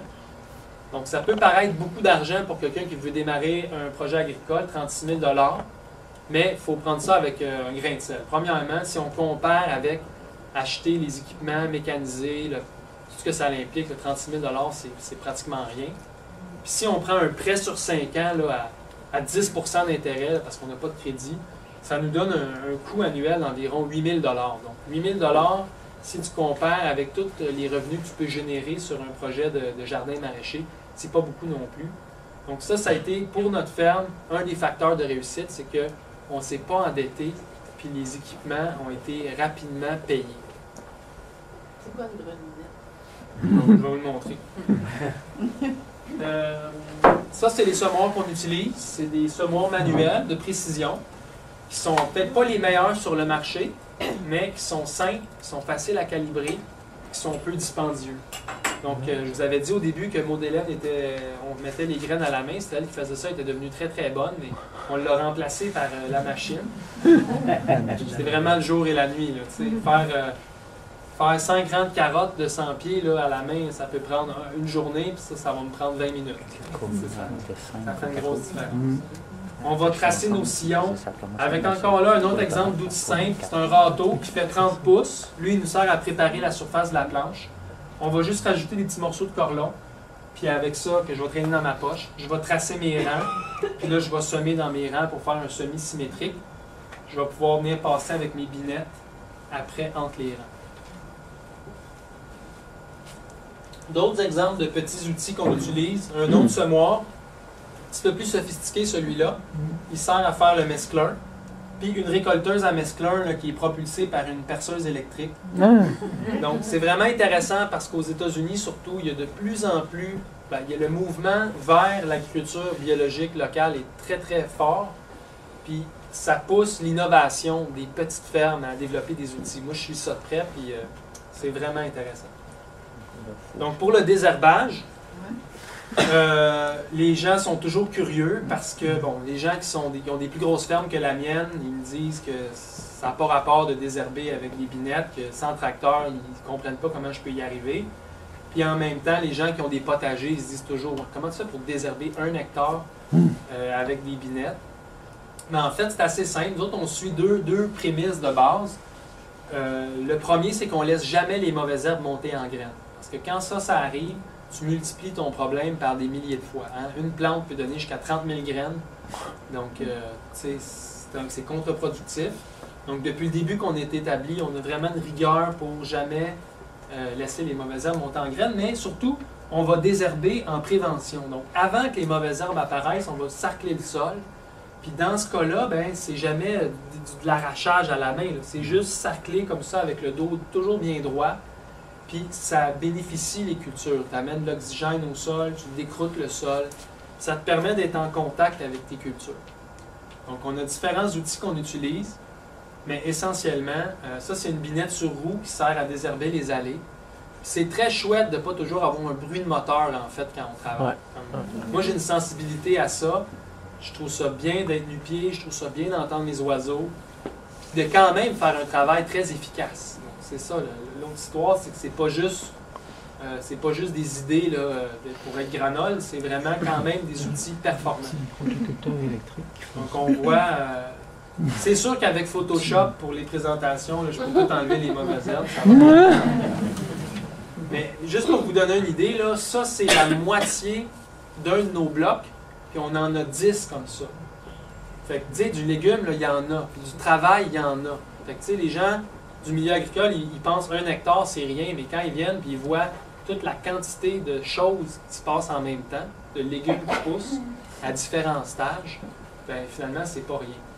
C'est une grosse charge de travail, puis on nourrit finalement presque plus que 250 familles avec cet hectare-là. Pour le désherbage, on a d'autres outils comme ça, c'est un petit peu plus sophistiqué. C'est un pyrodésherbeur, puis l'idée avec ça, c'est de préparer les planches, puis de les arroser, de les conditionner pour essayer de faire lever les mauvaises herbes. Puis après ça, on va avoir un plaisir assez incroyable à les calciner avec une torche. Puis après ça, on va pouvoir semer dans une planche là, qui n'a plus de mauvaises herbes. On a aussi d'autres techniques où est-ce qu'on va synchroniser. On va faire un semis juste avant que les mauvaises herbes sortent, juste avant que, mettons, les carottes sortent. Les mauvaises herbes, on les a fait pousser d'avance, comme ça, on va brûler juste avant que les carottes sortent. Puis les carottes sortent sans... C'est efficace, ça? C'est très efficace. Ah, okay. Ouais. Puis le plaisir que ça procure, c'est dur à décrire. C'est magnifique. Une autre chose on a fait un avancement important un peu par hasard, c'était dans nos serres. On avait différentes planches qu'on voulait semer à différents moments. Pour ne pas se faire envahir par les mauvaises herbes, le mouron des oiseaux, on mettait des bâches comme ça. Ça, c'est des bâches en polythène, c'est des bâches en silage traité UV, pour finalement juste faire en sorte que les mauvaises herbes ne s'établissent pas. Puis là, on remarquait après que quand on faisait 2 semis côte à côte, la planche qui avait été couverte, elle avait vraiment une moins grosse pression de mauvaises herbes que l'autre. Puis là, souvent, on fait des découvertes comme ça, là, sans trop le savoir. Puis ça nous a mis la puce à l'oreille, puis là, on a regardé cette question-là un peu de plus près. Puis là, on s'est dit, ben oui, c'est évident, finalement, parce qu'en dessous de la bâche, hein, c'est noir, c'est chaud, c'est humide. Donc, c'est des conditions de germination optimales, donc les mauvaises herbes sortent. Puis là, ils n'ont pas de lumière, donc ils meurent. Donc, on fait ce qu'on appelle comme un faux semis. Donc, on désherbe finalement avec la bâche sans rien faire. Puis ça, c'est une idée qu'on a tellement aimée qu'on s'est acheté des méga grosses bâches, puis on a commencé à couvrir des blocs en entier comme ça. Puis c'est à ce moment-là qu'on s'est rendu compte que pour finalement débarrasser le sol aussi des résidus de culture, des engrais verts ou des mauvaises herbes qui ont eu le temps de s'implanter, bien que quand on mettait une bâche puis on l'enlevait, wow, c'est prêt à être planté. On n'a même pas eu besoin de travailler le sol pour déchaumer ou pour enlever les mauvaises herbes. La bâche, elle le fait pour nous. Donc ça, pour nous, ça a été assez majeur parce que là, on commençait à vouloir s'en aller vers l'idée d'un travail minime du sol. puis d'éliminer graduellement le rotoculteur de notre système. Puis c'est quand on est tombé sur ça que là, c'est devenu possible. Puis aujourd'hui, les bâches, on en utilise beaucoup. C'est fantastique. Je n'ai pas d'autres mots pour le dire, là.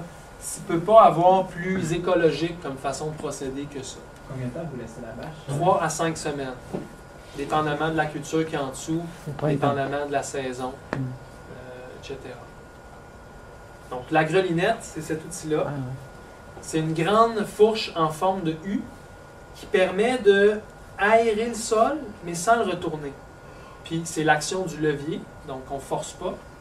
Puis, c'est important de travailler le sol aussi en profondeur parce que les racines, hein, on veut ouvrir pour que les racines puissent descendre. Puis pourquoi on ne veut pas tourner? Bien, un peu parce que l'idée, pas bouleverser le sol, mais aussi quand on retourne le sol, on ramène toujours des graines de mauvaises herbes en surface. Donc ça, c'est ce qu'on veut éviter sur la ferme. Donc la grelinette, c'est un bon outil pour ça. Puis ben, en France, elle est très connue, la grelinette. Là, elle est quand même presque symbolique du jardinage écologique. Donc c'est pour cette raison-là qu'on a appelé notre ferme les jardins de la grelinette, parce qu'on travaille avec des outils manuels, puis parce qu'on est dans une idée d'écologie. Un autre outil qui a pris de l'importance sur notre ferme, le ver de terre. Donc plus je comprends le système biologique sur ma ferme, plus je me rends compte que faut comme tout mettre en œuvre pour qu'eux puissent faire le travail pour nous. Ça, c'est intéressant. Ils nous rendent un service. C'est juste à nous de mettre les conditions gagnantes. L'agriculture conventionnelle aurait tellement à apprendre de ça. C'est sûr que quand on met des herbicides, des pesticides, des engrais chimiques, les vers de terre, eux, ils n'aiment vraiment pas ça. Donc, quand on est dans une idée de bio, ben, on peut commencer à penser aux vers de terre. Donc, l'agriculture sans tracteur, juste pour vous faire un petit résumé là, de comment c'est possible. L'idée de base, c'était qu'on voulait minimiser le travail du sol. Donc, le tracteur, il n'est pas tout à fait compatible avec ça. L'importance des planches permanentes, travailler sur les 5 premiers centimètres, c'est comme ça qu'on y arrive avec les outils que je vais vous montrer. L'utilisation des bâches qui nous permet d'éviter de toujours tout travailler pour débarrasser les cultures. Puis miser sur le labo biologique, donc les vers de terre qui font le travail pour nous, puis la grelinette. Donc, photo de nos planches permanentes. Donc, moi, quand je vois ça, c'est... Donc, ça, c'est un outil qui m'intéressait. Ça, c'est une tondeuse à fléau. Elle permet d'échiqueter les engrais verts. Encore là, au lieu de travailler comme une tondeuse, qui vient couper là, la verdure au pied, elle la coupe en petits morceaux. Donc, pour faire les engrais verts, c'est vraiment essentiel. Donc, ces deux équipements-là, avec un petit tracteur maraîcher, là, on ne s'en sortait pas en bas de 30 000. Quand je les ai achetés neufs avec le motoculteur, j'ai payé 8 500 en 2004. Fait que pour moi, il y avait un gros avantage là. Puis, c'est un outil qui est très versatile. On peut changer les équipements rapidement. Il y en a une panoplie. Moi, j'ai une souffleuse à neige, une génératrice. Donc, c'est un tracteur à 2 roues avec un moteur Honda qui ne brisera pas ou que s'il brise, n'importe qui peut réparer ça là, rapidement. Ça, c'est une photo qui explique pourquoi on voulait s'éloigner du rotoculteur. Principalement parce qu'on part avec un sol qui a une belle structure, puis on le passe à la moulinette. Donc, le rotoculteur, c'est vraiment fabuleux. Hein. Quand on passe avec ça, après ça, les mauvaises herbes, il n'y en a plus, toutes les résidus de culture sont enfouis. On rentre notre main dans le sol, c'est magnifique, c'est tout meuble. Sauf que, tu sais, on a passé d'un sol là, qui est meuble sur l'instant, mais que tout de suite après, là, vu que les agrégats sont affinés, il va vouloir se compacter. Puis à force de le passer à la moulinette, le sol, ben, on le rend de moins en moins structuré. Donc, c'est comme le broyer à chaque fois. Puis l'idée des vers de terre, ben, c'est pas trop compatible. Quand ils passent à la moulinette, les vers de terre, là, c'est pas tout à fait intéressant, la fameuse couche de lissage. Donc, bref, on a voulu s'éloigner de cet outil-là puis le remplacer par la herse, qui nous permet de faire un aussi beau travail de sol pour les semis, mais en surface. Ce que j'aime bien avec le motoculteur aussi, c'est que tout le monde à la ferme peut l'utiliser. C'est pas juste moi, qui étant le gars de la ferme, qu'il faut qu'il fasse tout. Chloé, mon employé, est capable de le prendre. C'est un outil qui est très différent des motoculteurs qu'on connaît, le Troy-Bilt, qui sont très très gros, très lourds. Ça tourne tout seul. Le chêne, pourquoi tu Tu l'utilises, le rotoculteur, ou tu ne l'utilises pas? Ah, ça, c'est un motoculteur, excuse-moi, je me suis peut-être trompé. Là. Ce qu'on appelle le rotoculteur, c'est l'outil. Oui. OK? Puis ça, c'est un motoculteur. Puis l'outil qui vient en arrière ici, c'est une herse. C'est une herse rotative. Ah, ok. C'est C'est pas, pas. c'est pas le Non. rotoculteur.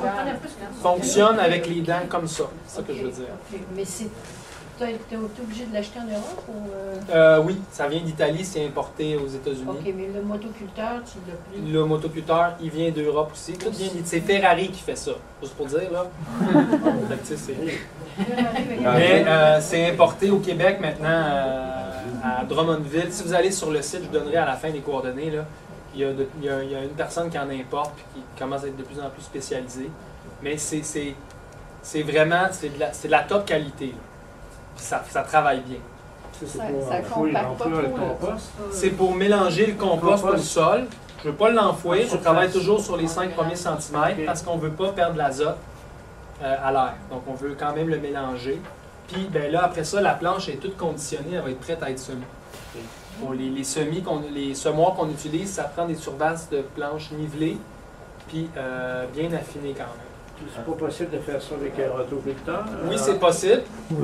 Mais allant si moins. vous avez suivi ma présentation, Moins épais. on arrive à ce résultat-là. Mais si moi je fais 3 successions dans mon année, puis qu'à chaque fois je passe mon sol à la moulinette, je fais ça pendant 10 ans, probablement que dans 10 ans, mon sol il va être carrément mort. Ok. Donc c'est pour ça, il y avait aussi une logique à long terme de dire, si on fait ça une année dans un potager, il n'y a pas de problème. Mais quand on est dans un système de maraîchage intensif, puis qu'on fait plusieurs successions, en Europe, là, la plupart des maraîchers n'utilisent plus ce outil. Quelle profondeur que tu. 5 cm. Non, mais quand tu fais au rotoculteur comme ça? Souvent, ça va être à 15 cm. Si j'enfouis un engrais vert, ça va être vers 15-20 cm. OK. On va travailler sur 5. Ouais. Ben Tu oui, as regardé aussi la compagnie Gravelé, là, il me semble qu'il y en avait aussi des motoculteurs. je vais finir ce que je présente, puis après, si je réponds à la question. OK. Sinon, je vais perdre le fil de mon idée, puis ça va être compliqué. OK. Donc ça, c'est un autre exemple. Dans les tunnels, dans les serres, au lieu que rentrer avec le motoculteur qui amène finalement des fumes, on travaille avec un petit cultivateur propulsé par une perceuse électrique. Qui nous permet encore là de travailler les premiers centimètres du sol, de conditionner le sol pour les semis, pour les transplants. Le compost, c'est vraiment Tu le prends. le fuel de notre ferme, c'est vraiment le compost. Je ne le fabrique pas moi-même parce que j'ai... Ouh, ça c'est pas une bonne nouvelle. Parce que j'ai oublié mon adapteur. Ok, bon. On va juste faire OK. Non, je l'ai tué, lui. C'est mort, moi aussi. J'ai bientôt fini. Donc, le compost sur ma ferme, c'est vraiment important. On l'achète. On achète environ 30-40 tonnes par année, puis on en met sur la moitié des jardins. Donc, le plan de fertilisation, il est expliqué dans le manuel. Mais l'idée de dire, c'est que vu qu'on est intensif, on ajoute beaucoup de matière organique dans le sol. Ouais. Puis on n'est pas équipé sur la ferme pour le fabriquer nous-mêmes parce qu'on n'a pas de tracteur. C'est drôle que je dise, il y en a un là. Mais on n'a pas de tracteur avec un bucket pour le tourner. Puis finalement, même moi, je fais aussi mon compost à côté, mais c'est jamais comme celui-là. Ça, c'est fait avec un retourneur. Les températures sont mesurées. Il y a des amendements, plusieurs amendements qui sont ajoutés dedans, des algues marines, etc. Celui que j'utilise présentement depuis plusieurs années, c'est Fafard qui le fait, c'est Biosol. Donc, puis avec eux, j'ai une entente pour qu'il y ait plusieurs amendements qui sont Compost bavard, tu dis? Biosol. Biosol. Ouais. Fafard et Fafard. Donc, on va épandre le fumier comme ça. Puis, on en a mis des quantités vraiment importantes au début parce que la logique, c'était de bâtir le sol. Aujourd'hui, on est rendu à en mettre moins pour plus faire une fertilisation d'appoint. Mais ça a porté fruit, cette stratégie-là, parce que nos sols ils ont été performants depuis le début. Donc, pour prolonger la saison, ça, c'est une autre facette importante de notre ferme. On utilise beaucoup les couvertures flottantes, comme je vous l'ai dit. Au printemps, là, ça change tout. Quand on fait pousser en dessous de ça, la qualité, la précocité, la lutte contre les ravageurs, les insectes, c'est formidable. Puis, on va travailler aussi avec des tunnels comme ça. Je ne sais pas ici s'il y en a, mais près de Montréal, en tout cas à Laval, là, des abris comme ça, il y en a pas mal, des tempos. Et ça serait le fun un jour qu'on les gens les transportent au jardin pendant l'été. Parce que c'est des super structures, c'est les mêmes compagnies, finalement c'est pas mal la même chose. Donc un abri tempo, ça fait. Un abri tempo là, avec un polythène par-dessus, ça fait des super tunnels. T'en Puis as là, pas ça sur- nous permet de commencer très tôt en saison. Ça, c'est nos premiers semis qu'on fait début mars avec du mesclun. Donc, c'est des verdures qui sont résistantes au froid, qu'on va couper, qu'on va mélanger. Et donc, juste le tunnel, ça nous rajoute 4-5 degrés. Ça fait une grosse différence au niveau de la température du sol. Ce qui est intéressant, c'est qu'on commence à combiner ces choses-là. Donc là, on a un tunnel, puis on a les couvertures flottantes avec des mini-tunnels. Donc là, on gagne 5 degrés, là, on gagne 3 degrés. Donc on peut se rendre jusqu'à moins 8, moins 9. Puis quand on utilise aussi des cultivars qui sont résistants au froid, donc ça, c'est des laitues, là, des verdures asiatiques qui peuvent prendre moins 2, moins 3, puis quand même être commercialisables, bien, on peut se rendre jusqu'à moins 10, moins 12, sans chauffer puis produire. Donc nous, on a poussé ces idées-là assez loin avec les épinards qui peuvent prendre moins 8. Les épinards peuvent prendre moins 8, être gelés bord en bord. Le lendemain, le soleil rentre dans la serre, puis ils sont tendres et bonnes comme c'est pas possible.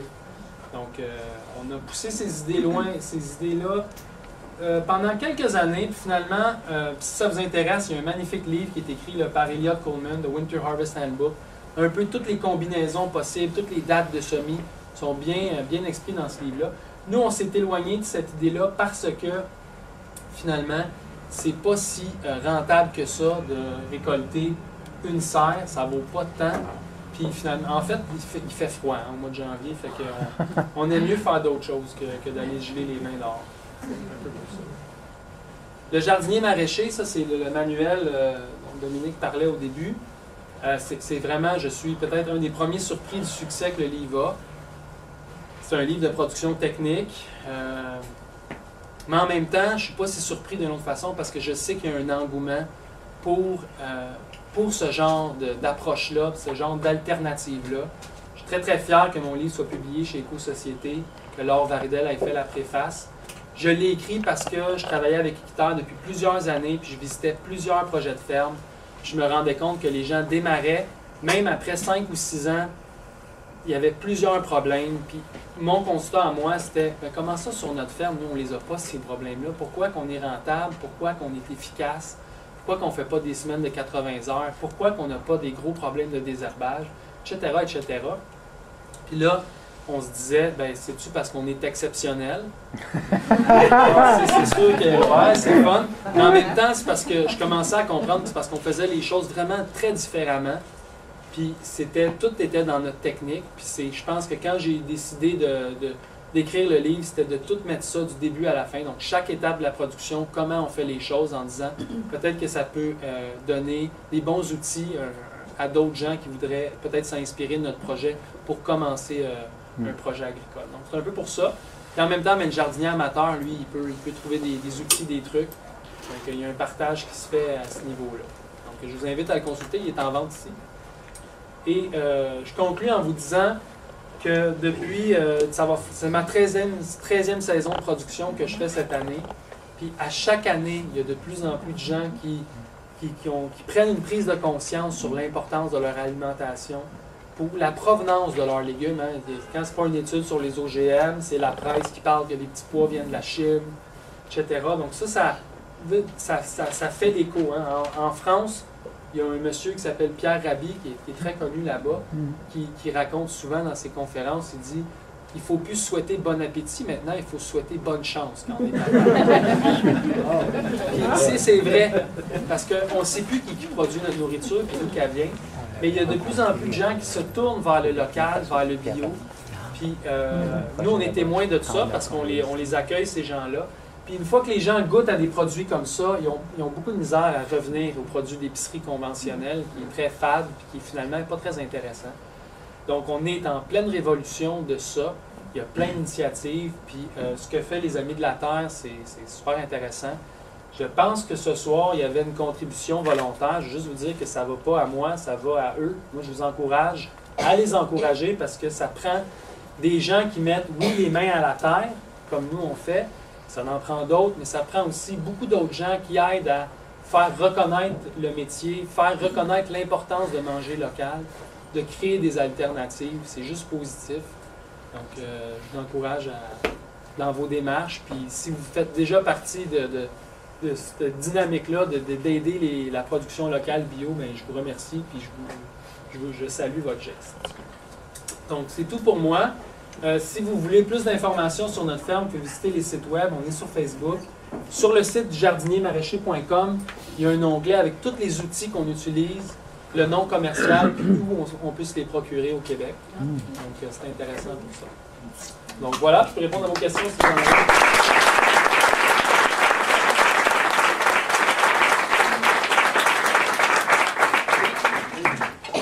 Moi, ça fait plusieurs années que je fais du jardinage, puis avec des engrais chimiques. Le passage au biologique, est-ce que ça se fait instantanément comme ça? Ben, je ne suis pas la meilleure personne pour en parler parce que j'ai jamais fait le passage. Mais en même temps, c'est sûr que ça se fait. C'est peut-être qu'un petit peu plus de compost les premières années, j'essaie de penser. Peut-être que le sol, ça va y prendre un petit peu de temps avant de s'en remettre. Ouais. Parce que qu'est-ce qu'on fait avec les engrais? On compense du fait que le sol n'est pas performant. Ouais.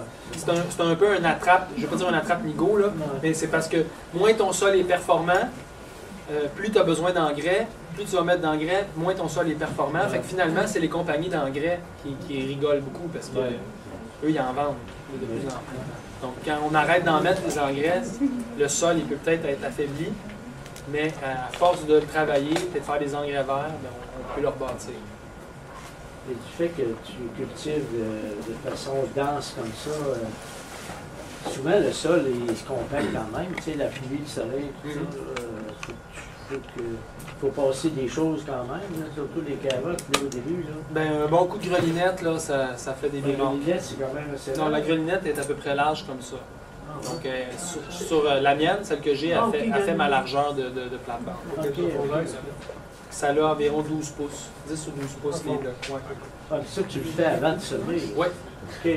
Mais en cours de culture, il faut que tu On va cercler les cultures avec les binettes. D'autres questions? Oui? C'est quelle sorte d'engrais tu mets à part le compost? Je mets aussi du fumier de volaille, qui est une espèce de 4-4-2. C'est du fumier de volaille séché. Donc, il n'est pas composté, il est séché.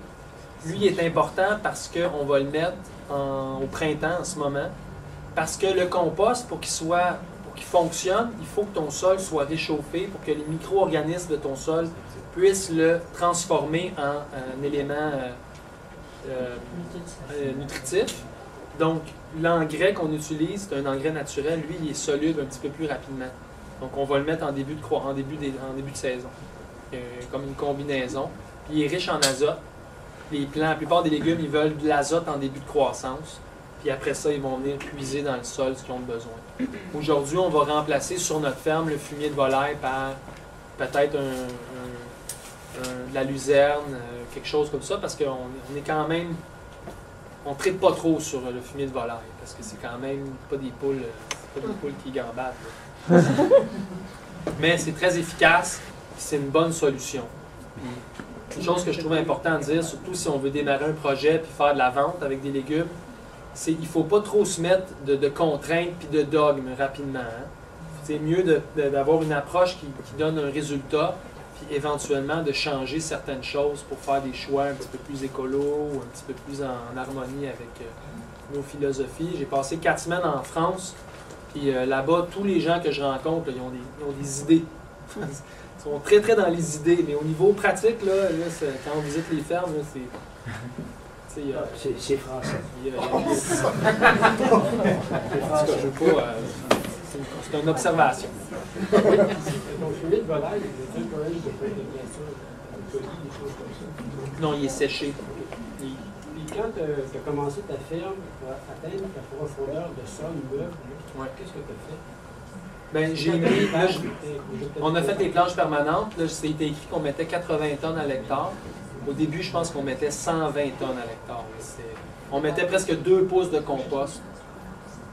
sur le sol pour vraiment le bâtir puis le structurer. Puis c'est un compost qui est à base de mousse de tourbe, de peat moss. Donc c'est un excellent conditionneur de sol. Tu disais que c'était combien de temps avant de dire que tu avais ta masse de profondeur? Bien, déjà la première année, là, c'était surprenant. Ah ouais? Ouais. Je pense que là, aujourd'hui, le sol s'est beaucoup amélioré encore. Mais est-ce que tu l'avais boulé? Ben, on l'a buté. Je ne l'ai peut-être pas dit, là, mais les planches sont butées. OK. Donc, ils sont à peu près butés sur 10 cm, 10 pouces. Puis, ça fait aussi une grosse différence. Donc, la planche, elle est permanente, mais elle est aussi butée. Puis, c'est important de buter parce qu'au printemps, la surface supérieure, elle est plus chaude. Ça permet un meilleur égouttement des eaux. Donc, quand il y a la fonte des neiges, etc. Souvent, moi, j'entends mes voisins maraîchers qui me disent « Ah, j'ai hâte de rentrer dans mon champ. » Moi, je rigole tout le temps parce que moi, j'ai pas besoin de rentrer dans mon champ. Mes planches sont permanentes. Donc, je m'enliserai jamais pour aller faire un labo, tu sais. Puis, vu qu'ils sont butés, ben, ma surface est toujours sec ou presque. Puis, avec le motoculteur qui n'est pas très lourd, je peux rentrer dans mes champs dès qu'il n'y a plus de neige. Tu disais aussi dans ton livre que tu mettais de la mousse de tourbe aussi. Dans le compost. Ah, dans le Il compost? était à base de mousse de tourbe. Oui. Deux questions. Tu n'as pas parlé de paillis. Tu n'utilises pas le Ouais. paillis. Pour quelle raison? Puis aussi, le contrôle des mauvaises herbes, j'ai vu que ça m'apparaissait des solutions plus pour les mauvaises herbes annuelles, mais pour les vivaces, il y a des techniques. C'est pareil. C'est sûr que là, en 1 heure, je ne peux pas tout expliquer. Là. Les paillis, on en utilise aussi. On utilise des paillis biodégradables. Donc, ce n'est pas des mulches, c'est vraiment des paillis. On l'utilise pour des cultures qui sont quand même assez longtemps au champ. Donc, ça vaut la peine à ce moment-là, les solénacées. Les vivaces, les annuelles, pour nous, c'est un peu la même chose.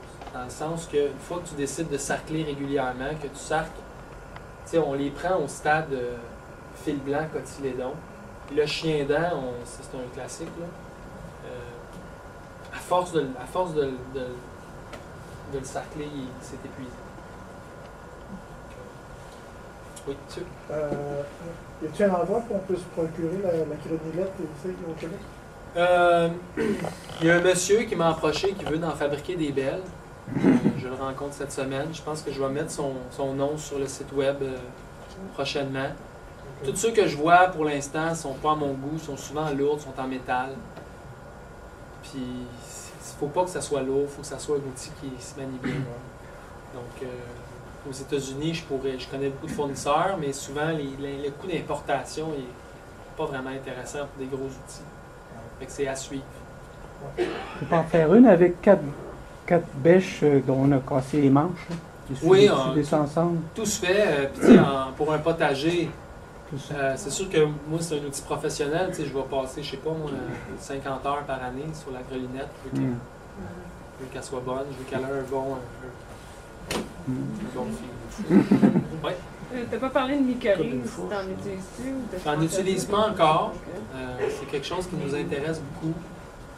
Notre sol, quand même, il est très vivant parce qu'on ajoute beaucoup de compost qui, lui, est très riche en plein de micro-éléments, bactéries, etc. Mais ce genre de solution-là, pour nous, à notre échelle, il faut que ça soit dans une démarche inscrite dans un plan de fertilité. C'est comme si on fait juste en mettre là, puis on comprend, il faut mesurer l'impact, il faut se dire, OK, on les met dans quelle culture, à quel temps. Fait qu'il y a comme toute une démarche à faire. Donc, c'est aussi avec d'autres bioactivateurs que ça nous intéresse de faire ça. Les mycorhizes, le BRF, c'est une autre solution qui nous intéresse. Mais c'est pas si facile que ça, faire des expériences concluantes.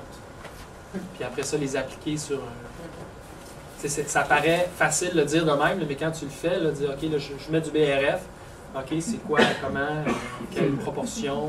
C'est le bois raméal fragmenté. Oui, le bois raméal fragmenté.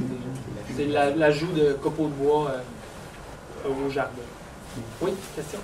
Moi, j'en avais deux, vu que les projecteurs de bois derrière, oui. J'ai essayé de faire pas de BRF à vous. C'est faisable ou pas, quoi. Ouais.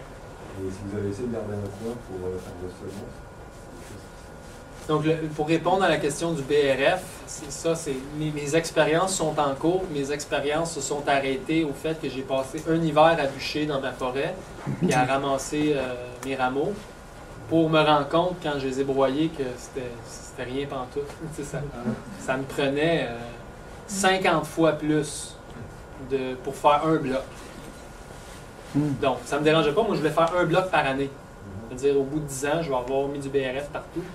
Donc, ça prend, à mon échelle, ça prend plus que... Tu sais, je ne bûchais pas à temps plein, il faut que je le dise. Je bûchais 8 cordes, là. Mais quand même, tu sais, c'était... Donc, ça, c'est la première partie de ta réponse. La deuxième, c'est pour la production de semences. Ben, tu sais, c'est comme... Des fois, je le vois, chacun son métier. Moi, je suis quand même assez investi pour faire pousser des légumes. Ça prend tout mon temps, toute mon attention. Les semences, c'est une autre affaire. Ça prend de la place. Peut-être quand je vais être à la retraite, je vais pouvoir me consacrer à ce genre de choses-là, mais pour l'instant, j'ai des compagnies semencières que j'aime encourager, que je travaille avec eux. Donc, j'ai plus ou moins d'intérêt pour ça pour le moment. Vous trouvez des compagnies qui vous vendent des semences en petite quantité? Ben, tu sais, j'achète pas en petite quantité finalement. Ouais, mais il y en a plusieurs qui le font en petite compagnie au Québec. En petite quantité, c'est quand tu veux des grosses quantités que là, c'est plus difficile. La ferme Tournesol qui ont une belle offre en plus grande quantité que ce qu'on voit un peu partout. Mais mes compagnies semencières, c'est des États-Unis. Oui? Comment ça fonctionne, l'importation des semences des États-Unis? Bonne question. Moi, je vais aller chercher au Vermont parce que j'habite à 7 minutes du Vermont. Donc, il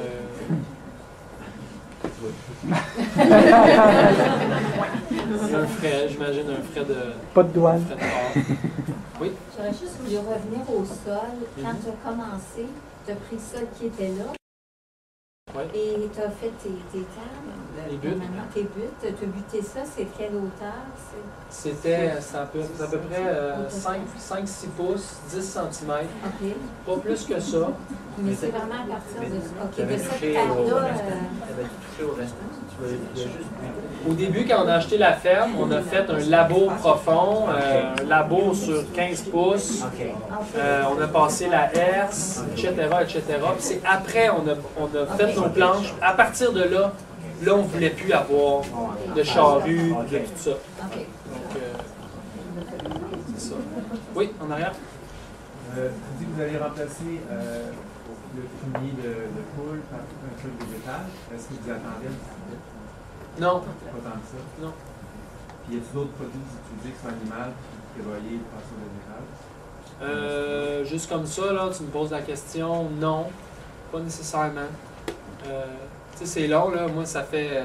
tu sais, j'en ai encore pour 20 ans, 25 ans à faire des expériences, donc peut-être que oui, mais là, pour le moment, c'est plus me rendre compte que les fumiers animaux, tu sais, c'est intéressant au niveau de la biologie du sol, mais au niveau de l'approvisionnement, il y a quand même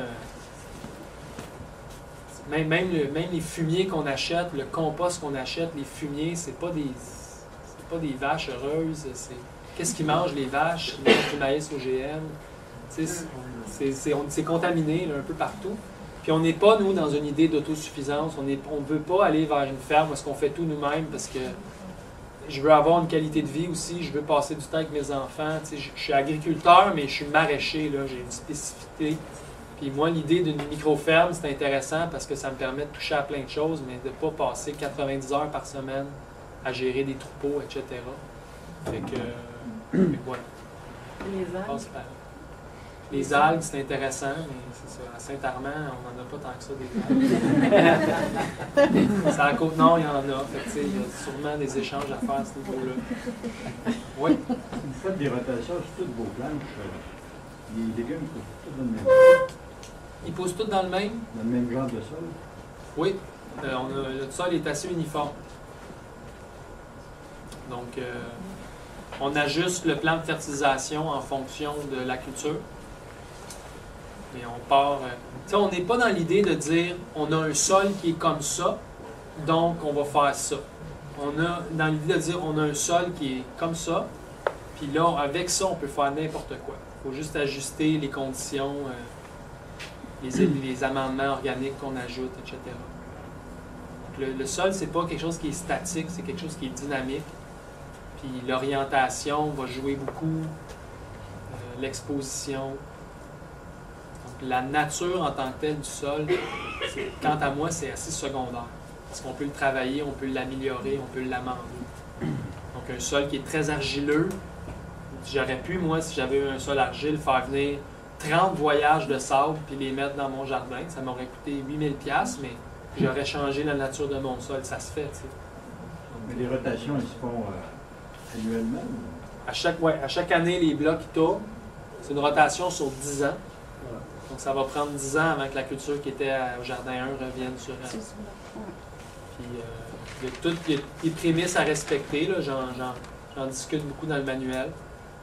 C'est super intéressant. Puis la rotation, c'est le genre de petites mesures que tu ne vois pas les bénéfices nécessairement. C'est pas clair, évident, mais c'est ce genre de petits détails-là qui s'accumulent, qui font qu'à la fin, on a un système qui est performant. Pourquoi moi, j'ai pas beaucoup de problèmes de maladies fongiques? Peut-être parce que je fais une belle rotation. Tu sais. Les racines des légumes viennent prospecter le sol à différentes profondeurs. Certaines cultures prennent des détriments, d'autres en prennent d'autres. Fait que, tu sais, il y a un équilibre qui se fait. Tu sais, la rotation des cultures, là, si tu prends n'importe quel livre d'agronomie, même conventionnel, jusque dans les années 50, il en parle en long et en large, comment c'est vital. Puis là, ben, on a tout balancé ça par la fenêtre, puis là, on n'en parle plus beaucoup, mais c'est fondamental, là, garder les sols vivants. On aurait peut-être 3 dernières questions. OK. Oui. Au niveau des plantes, justement, des végétaux, quand c'est pas des végétaux racines, que tu es obligé de tout enlever dans le fond, est-ce que tu fais juste de couper la surface, tu fais ces racines-là? Oui. OK, tu n'en lâches pas tout. Ouais. Okay. Mais tu ne laisses pas en paillage, tu t'en vas le mettre dans ton compost. Ça dépend. Des fois, je vais soit le balancer l'autre bord dans l'allée, des fois, je vais le laisser là, des fois, je vais mettre une bâche par-dessus. Ça dépend du contexte. Ça dépend de ce qui va après. Ça dépend de la fenêtre de temps que j'ai entre 2 successions. Des fois, j'ai une semaine, des fois, j'ai 4 semaines. Donc, je m'ajuste en fonction. Okay. Mais c'est sûr que c'est intéressant. Tout ce qu'on fait pousser, qu'il y a des racines, des engrais verts, etc., bien, les racines, eux, ils font un travail de ça. Oui, bien, c'est ça énorme au niveau des engrais verts. C'est ça que je cherche. Oui, c'est vraiment intéressant. Puis, le résidu racinaire devient du manger pour les vers de terre, les animaux du sol. Oui. Les engrais verts, là, moi j'ai regardé sur Internet, je me disais, je vais essayer de m'approvisionner en veste ou en avoine, tout ça, mais on nous vend toujours des choses pour cultiver dans le but de le manger, mais des engrais verts, là, où est-ce que tu t'approvisionnes? Bien, à Québec, je ne sais pas, là, mais si tu connais un fermier de famille, c'est la meilleure personne à qui demander. Là. Demander où est-ce que lui il s'approvisionne en engrais verts, puis il va te donner un nom. L'idéal, c'est de l'acheter d'un producteur. Il y a la ferme des Caps qui en vendait là, à Feuille des Semences. Ouais. Moi, j'achète beaucoup d'un voisin à moi. Aussi la ferme de Wavrin. Qu'est-ce que tu prends? Beaucoup de vestes. La veste commune. Des pois. Pois foragés. Je fais souvent des combinaisons blé et pois. Pas de sarrasin. 40. Sarrasin aussi. Ouais. Sarrasin, plein de choses. En fait, avec les engrais verts, on peut vraiment se laisser aller complètement. Ça peut être super intéressant. En fait, si j'ai une chose que j'ai appris, moi, en étudiant l'écologie, c'est que la stabilité du système vient de sa complexité. Donc, plus on rajoute d'éléments différents, plus on a plein de cultures, plein d'engrais verts, plein de plantes, plein de fleurs différentes, plus ça rend le système résilient. C'est intéressant dans ce sens. Oui. Vous avez dit tout à l'heure que vous avez des enfants et que vous augmentez la production. Par contre, que vous avez quantifié pour cette raison-là, mais est-ce que augmenter, par exemple, à 2 hectares, ça peut être un projet ou vous voulez vraiment pas aller vers ça? Pas vraiment, non. Okay. Parce que le système il est performant à cette échelle-là. On fait de la culture sans tracteur, mais si j'avais 2 fois plus grand ou 3 fois plus grand, bien là, probablement que le tracteur serait plus intéressant. Donc, le tracteur, je ne vous l'ai pas dit, j'ai rien contre les tracteurs. J'en profite pour dire, je trouve ça, j'adore les tracteurs. Pour démarrer un projet agricole sur petite surface ou à petite échelle, c'est peut-être pas le meilleur outil. En fait, c'est ça mon propos. Là. Mais pour répondre à ta question, si on vient qu'à doubler, tripler la production, donc là, il n'y a pas juste l'ajout d'un tracteur, il y a le personnel qu'il faut qu'il récolte les légumes. Là, donc là, tu gères un payroll, puis ça prend un entrepôt pour accueillir tous ces légumes-là, donc il y a un investissement là. Donc plusieurs investissements, puis en bout de ligne, je ne sais pas si je ferais autant d'argent, parce que là, j'aurais plus de personnel à payer, plus de machinerie, plus de dettes. Donc faire tout ça pour en bout de ligne, pas faire plus d'argent dans mes poches, peut-être j'en ferais plus. Mais en même temps, on est bien, comment on fait, puis tu sais, cette logique-là de toujours faire plus gros, tu sais, pourquoi? Ben non, je pense pas. À chaque année, là, depuis 4 ans, depuis 3 ans, on a stabilisé pas mal notre production, mais on augmente quand même de 10 à 15 % le revenu. Donc, puis par exemple, j'ai pris 2 ans pour écrire un livre, ça pour moi c'était bien. Vu que ma ferme est à dimension humaine et est gérable, ben, j'ai pu faire ça et gérer la ferme. Pour moi, c'est des choses qui sont importantes. J'ai auto-construit ma maison et puis faire ça l'hiver. Je ne veux pas trop en mettre dans mon assiette non plus parce qu'après ça, il faut taper la ferme. Je raconte dans le livre, là, la ferme est à notre service. C'est pas l'inverse. Ça, c'est le piège qu'il faut pas. Bon, ben, je vous remercie beaucoup. Merci. Et à la prochaine.